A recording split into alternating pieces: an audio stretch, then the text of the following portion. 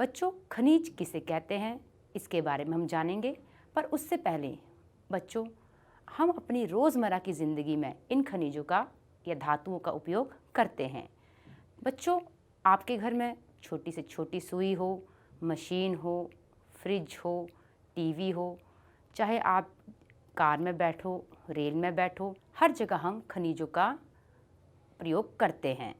तो बच्चों, आपको पता है खनिजों का उपयोग हम खाने में भी करते हैं।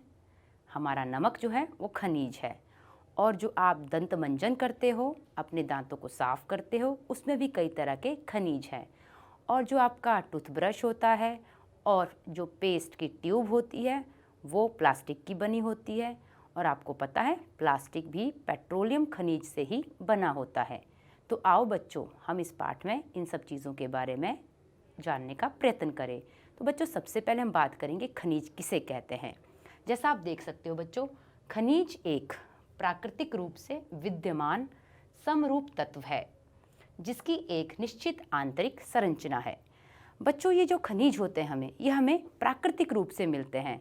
जैसे आप अगर इस चित्र को देखो, इस चित्र में मैंने पृथ्वी की आंतरिक संरचना बनाई है। आपने अपने बचपन की किताबों में पढ़ा होगा कि पृथ्वी की 3 परतें होती हैं। पहली परत होती है हमारी भूपर्पट्टी, दूसरी मेंटल, और बिल्कुल बीच में क्रोड। तो बच्चों, जितने भी खनिज हैं हमें ये भूपर्पट्टी पे ही मिलते हैं। इनमें ही हमें चट्टानें मिलती हैं, शैल मिलते हैं, और उन चट्टानों और शैलों को शोधा जाता है और उसमें से खनिज निकाले जाते हैं। तो आओ बच्चों, शुरू करें हम अपना पाठ। बच्चों, आप चट्टानों के विषय में पहले ही पढ़ चुके हैं। चट्टानें खनिजों के समरूप तत्वों के यौगिक हैं। कुछ चट्टानें जैसे चूना पत्थर केवल एक ही खनिज से बनी हैं, लेकिन अधिकतर चट्टानें विभिन्न अनुपातों के अनेक खनिजों का योग है। यद्यपि 2000 से अधिक खनिजों की पहचान की जा चुकी है, लेकिन अधिकतर चट्टानों में केवल कुछ ही खनिजों की बहुतायत है। एक खनिज विशेष जो निश्चित तत्वों का योग है, उन तत्वों का निर्माण उस समय के भौतिक व रासायनिक परिस्थितियों का परिणाम है।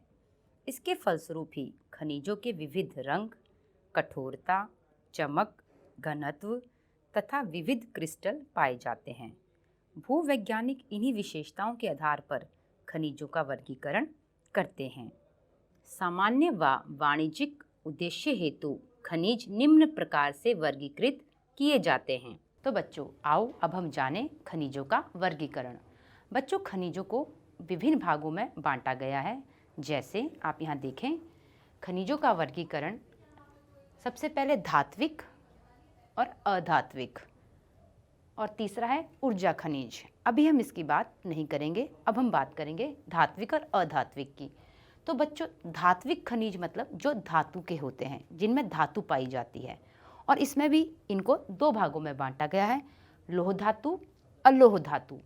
लोह धातु का मतलब जिसमें लोहे के अंश होते हैं, जैसे लोह अयस्क, मैग्नीज। और अलोह धातु मतलब जिसमें लोहे के अंश नहीं होते हैं, जिसमें तांबा और सीसा इसका उदाहरण है। अब हम बात करते हैं बहुमूल्य खनिज की। बहुमूल्य खनिज मतलब जो कीमती होते हैं, जिनका मूल्य बहुत ही अधिक होता है। इसमें आते हैं हमारा सोना, चांदी। तो बच्चों, अब है अधात्विक। अधात्विक मतलब जिसमें धातु की मात्रा नहीं होती है, जैसे अभ्रक, नमक, चूना पत्थर। अब हमारी बारी आती है ऊर्जा खनिज की। ऊर्जा खनिज में जिनसे हमें ऊर्जा मिलती है, या हमारी मशीनें चलती हैं, हमारी मोटरें, गाड़ियाँ चलती हैं। इसमें है कोयला, पेट्रोलियम, प्राकृतिक गैस। तो बच्चों, इनके बारे में हम विस्तार से जानकारी लेंगे। खनिजों की उपलब्धता। खनिज कहाँ पाए जाते हैं? सामान्यतः खनिज अयस्कों में पाए जाते हैं। किसी भी खनिज में अन्य अवयवों या तत्वों के मिश्रण या संचयन हेतु अयस्क शब्द का प्रयोग किया जाता है। खनन का आर्थिक महत्व तभी है जब अयस्क में खनिजों का संचयन पर्याप्त मात्रा में हो। खनिजों के खनन की सुविधा इनके निर्माण व संरचना पर निर्भर है। खनन सुविधा इसके मूल्य को निर्धारित करती है। अतः हमारे लिए मुख्य शैल समूहों को समझना अत्यंत आवश्यक है। जिनमें ये खनिज पाए जाते हैं। खनिज प्रायः निम्न शैल समूह में प्राप्त होते हैं। पहला, आग्नेय या कायांतरित चट्टानों में खनिज दरारों, जोड़ों, भ्रंशों व विदरों में मिलते हैं। छोटे जमाव शिराओं के रूप में और बृहद जमाव परत के रूप में पाए जाते हैं। ये तरल अथवा गैसीय अवस्था में दरारों के सहारे भूपृष्ठ की ओर धकेले जाते हैं। ऊपर आते हुए ये ठंडे होकर जम जाते हैं। मुख्य धात्विक खनिज जैसे जस्ता, तांबा, जिंक और सीसा आदि इसी तरह शिराओं व जमावों के रूप में प्राप्त होते हैं। दूसरा है अवसादी चट्टानों में। अवसादी चट्टानों के अनेक खनिज संस्तरों या परतों में पाए जाते हैं। इनका निर्माण क्षैतिज परतों में निक्षेपण, संचयन व जमाव का परिणाम है। कोयला तथा कुछ अन्य प्रकार के लौह अयस्कों का निर्माण लंबी अवधि तक अत्यधिक ऊष्मा व दबाव का परिणाम है। अवसादी चट्टानों में दूसरी श्रेणी के खनिजों में जिप्सम, पोटाश, नमक व सोडियम सम्मिलित है। इनका निर्माण विशेषकर शुष्क प्रदेशों में वाष्पीकरण के फलस्वरूप होता है। तीसरा, खनिजों के निर्माण की एक अन्य विधि धरातल्य चट्टानों का अपघटन है। चट्टानों के घुलनशील तत्वों के अपर्दन के पश्चात अयस्क वाली अवशिष्ट चट्टानें रह जाती हैं। बॉक्साइट का निर्माण इसी प्रकार होता है। चौथा, पहाड़ियों के आधार तथा घाटी तल की रेत में जलोढ़ जमाव के रूप में भी कुछ खनिज पाए जाते हैं। ये निक्षेप प्लेसर निक्षेप के नाम से जाने जाते हैं। इनमें प्रायः ऐसे खनिज होते हैं जो जल द्वारा घर्षित नहीं होते। इन खनिजों में सोना, चांदी, टिन व प्लैटिनम प्रमुख है। पांचवा, महासागरीय जल में भी विशाल मात्रा में खनिज पाए जाते हैं, लेकिन इनमें से अधिकांश के व्यापक रूप से विसरित होने के कारण इनकी आर्थिक सार्थकता कम है। फिर भी सामान्य नमक, मैग्नीशियम, ब्रोमाइन ज़्यादातर समुद्री जल से ही प्रग्रहित होते हैं। महासागरीय तली में मैग्नीज ग्रंथिकाओं में धनी हैं। बच्चों, आओ मैं आपको एक रोचक तथ्य बताऊं। रैट होल खनन। क्या आप जानते हो, भारत में अधिकांश खनिज राष्ट्रीयकृत हैं और इनका निष्कर्षण सरकारी अनुमति के पश्चात ही संभव है, किंतु उत्तर पूर्वी भारत के अधिकांश जनजातीय क्षेत्रों में खनिजों का स्वामित्व व्यक्तिगत व समुदाय को प्राप्त है। मेघालय में कोयला, लौह अयस्क, चूना पत्थर व डोलोमाइट के विशाल निक्षेप पाए जाते हैं। जोवाई व चेरापूंजी में कोयले का खनन परिवार के सदस्यों द्वारा एक लंबी संकीर्ण सुरंग के रूप में किया जाता है, जिसे रैट होल खनन कहते हैं। आपने देखा होगा, चूहा भी कई बार जो है होल करता है, उसी तरह से ये खनन भी एक लंबी संकीर्ण सुरंग के रूप में किया जाता है, इसीलिए इसका नाम रैट होल खनन पड़ा। नेशनल ग्रीन ट्रिब्यूनल ने इन क्रियाकलापों को अवैध घोषित किया है और सलाह दी है कि इसे तुरंत रोक दिया जाना चाहिए। आओ बच्चों, मैं आपको आगे बताऊं। भारत अच्छे और विविध प्रकार के खनिज संसाधनों में सौभाग्यशाली है, यद्यपि इनका वितरण असमान है। ज़्यादातर खनिज प्रायद्वीपीय चट्टानों में, कोयले, धात्विक खनिज, अभ्रक व अन्य अनेक अधात्विक खनिजों के अधिकांश भंडार संचित हैं। प्रायद्वीप के पश्चिमी और पूर्वी पार्श्वों पर गुजरात और असम की तलचटी चट्टानों में अधिकांश खनिज तेल निक्षेप पाए जाते हैं। प्रायद्वीपीय शैल क्रम के साथ राजस्थान में अनेक अलोह खनिज पाए जाते हैं। उत्तरी भारत के विस्तृत जलोढ़ मैदान आर्थिक महत्व के खनिजों से लगभग विहीन है। आइए अब हम भारत के कुछ प्रमुख खनिजों के वितरण का अध्ययन करें। तो सबसे पहले हम बात करेंगे लौह खनिज की। लौह खनिज धात्विक खनिजों के कुल उत्पादन मूल्य के 3/4 भाग का योगदान करते हैं।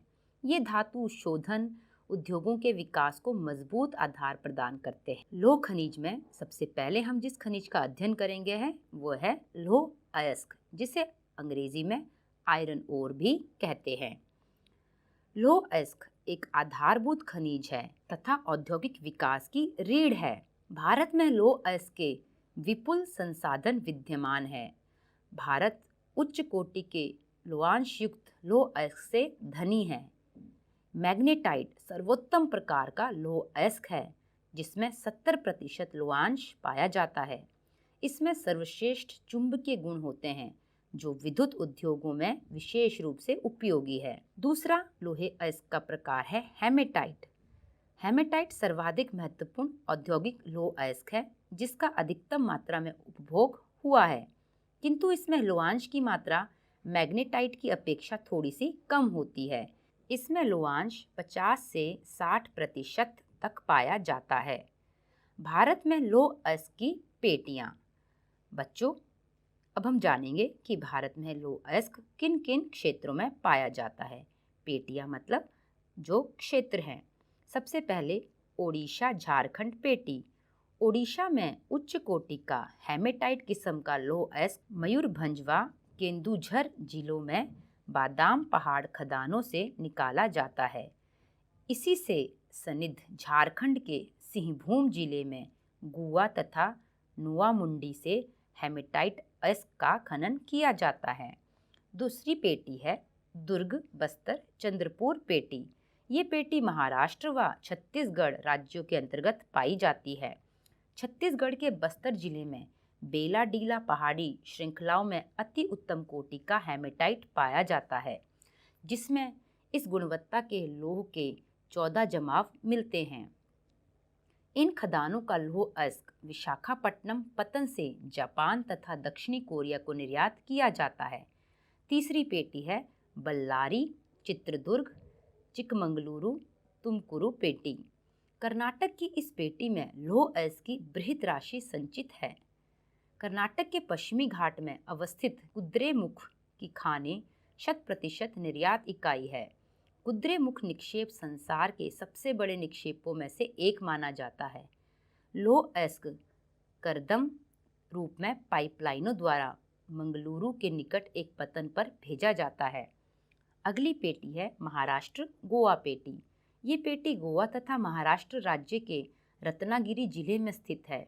यद्यपि यहाँ का लोहा उत्तम प्रकार का नहीं है, तथापि इसकी दक्षता से दोहन किया जाता है। मरमागांव पतन से इसका निर्यात किया जाता है। आओ बच्चों, हम जरा इस चित्र को देखें। चित्र 5.2। इसमें लौह अयस्क उत्पादन में राज्यों का अंश दिखाया गया है। आप देख सकते हो बच्चों, यहाँ पर आपको एक वृत्तारेख दिख रहा है और आप देख सकते हो ओडिशा का सबसे अधिक प्रतिशत आपको इसमें दिख रहा है। उसके बाद आपका छत्तीसगढ़, कर्नाटक, झारखंड व अन्य राज्य आते हैं। तो बच्चों, आप देख सकते हो इस वृत्तारेख में सबसे अधिक ओडिशा में है 52%, फिर छत्तीसगढ़ में 16%, कर्नाटक में 14%, झारखंड में 11%। इस चित्र को देख के आपको पता चला कि सबसे ज़्यादा लौह अयस्क जो है ओडिशा से निकलता है।